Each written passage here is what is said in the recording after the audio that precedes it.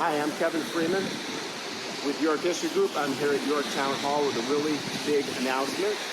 And before we get started, don't go anyplace. I would like to thank York History Group members for all the contributions, the posts, the comments, all the photos, videos, and just for making the group a great community. And I'd like to thank our moderators, Laurel Williams and Tom Prince, and especially I'd like to thank my co-administrators, Elaine Wood and Kevin McKinney. So what is this all about? Let's go find out.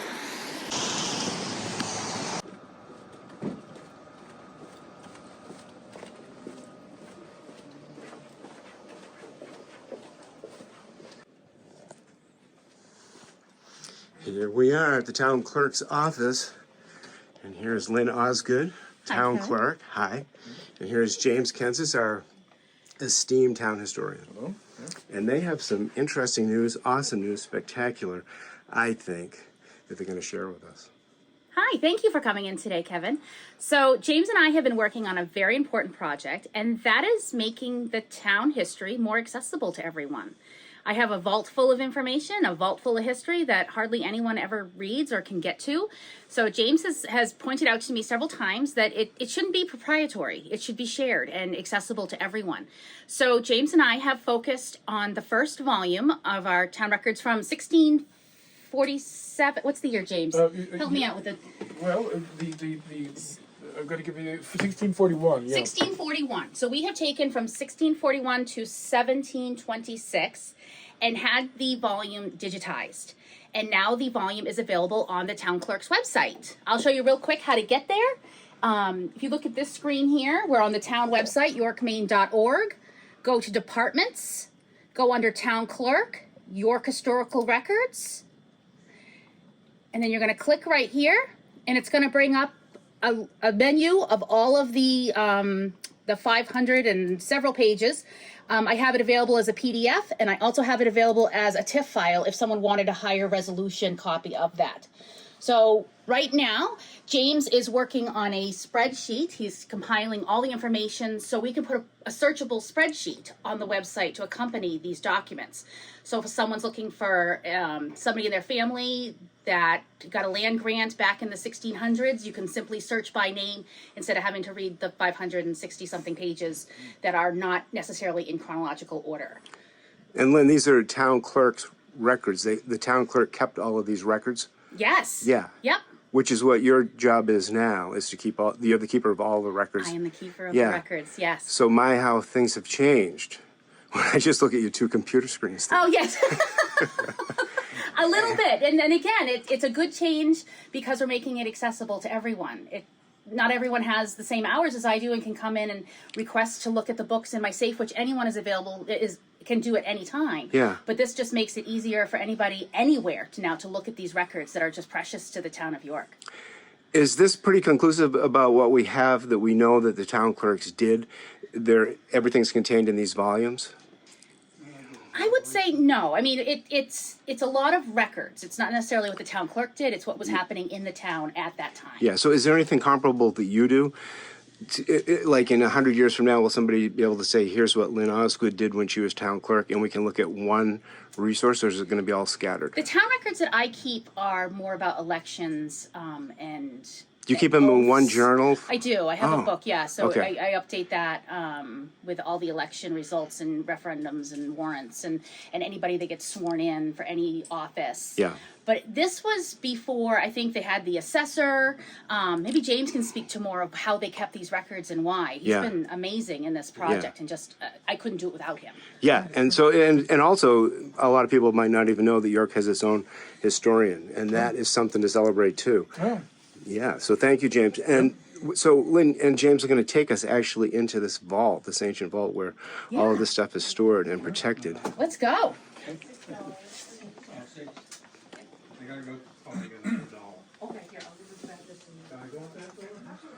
Wow. All right, so here is our little vault, and we're very excited about the new town hall being built in the next coming year. This space will be ginormous, hopefully, and a lot more space to keep things. As you can see, things are crammed everywhere. But if you look over here, we have all of our vital statistics back to the 1800s. to today, we keep every death, birth, and marriage on file that happened in the town of York. That is not necessarily public knowledge. Some of those are protected, but I do keep them. So if anybody requests a birth certificate from the 1930s, I can produce that and issue a certified copy. What is the cutoff here? I think it's for being public. Yeah. It's I don't off the top of my head. I have a chart I look at to Yes. make sure that I'm not breaking the rules. Yeah. So if somebody comes it's in like- looking for their parents' wedding certificate. I think it's like 25 years for marriage, maybe Okay. 50 for a death. It could be opposite that. Like Yeah. I said, I don't trust Yeah. my brain. I Yeah. always check the Yeah. paper. So, Yeah. Okay. but let me pull out the volumes Yeah, that yeah, we had digitized. Yeah. These were in one book, but while we had them digitized, we had them put into protective sleeves at the same time. So James, I'll let you show that. I'll pull the Okay. second one out too, because Okay. they took the one book and they put it into two. So it's now in two different books, but it's the same. So originally it was in one book Yeah. And with non-protective sleeves. with non-protective sleeves. So Yeah. we decided it was worth protecting the records forever to pay a little bit extra money. Were these the most fragile books that you had, you think? Yes. Yeah. Wow, that's really great. This is just wonderful.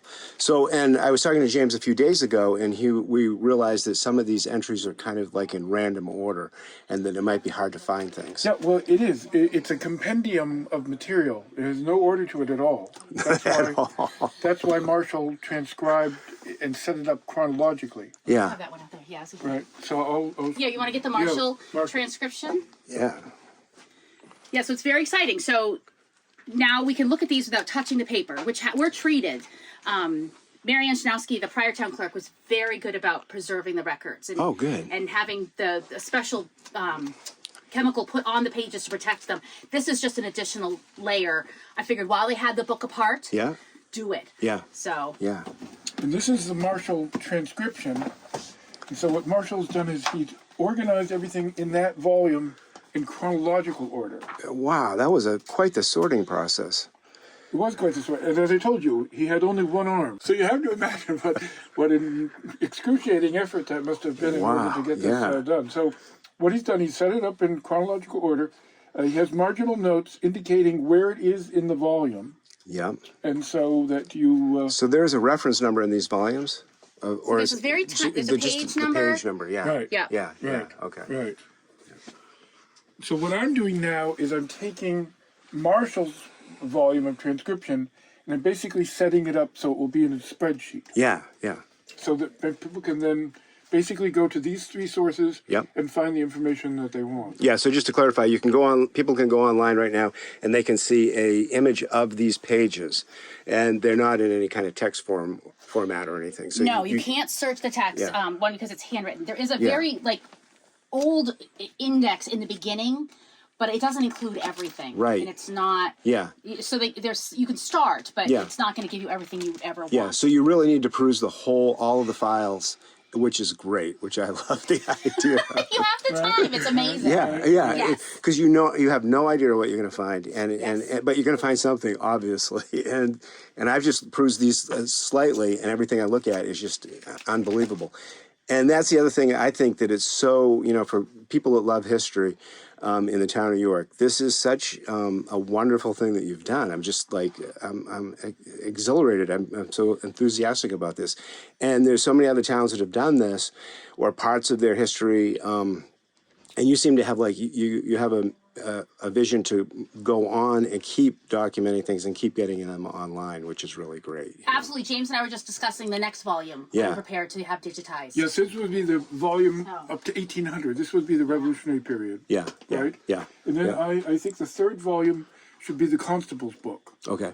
And the Constable's book covers from 1746 right to 1800, so it will be complementary with Yep. everything that's in that volume. Yeah. Right? And James, you think there might be some redundancy here with George Plaisted that actually Yeah, did well, abstract Plaisted in the early 20th century, 1912, also has transcribed the early records.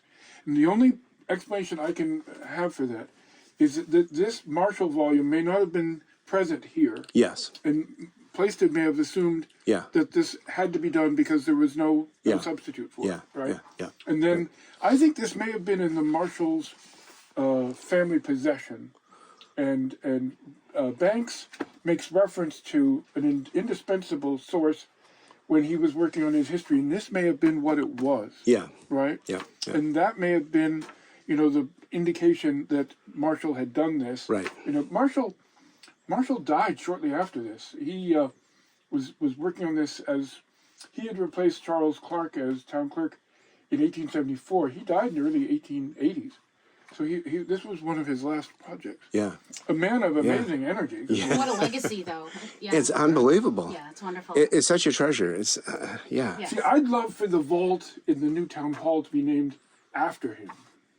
Oh, I love that. We could definitely suggest that. I don't think it's up to me, but I think if anybody deserves to have it named after him, I think he was the first real serious town historian, and all of his contributions have really been, indispensable. I think it's largely because of him.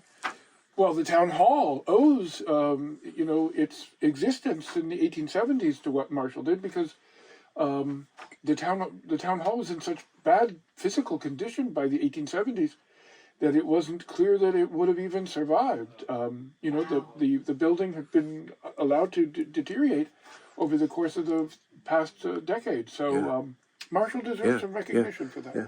Lynn, is this like the heart of what you do in here, or are there things beyond this that I don't know about? Like, I would say this is the heart of the history of York. Yeah. But as far as my job is very digital at this time. and it's in the present.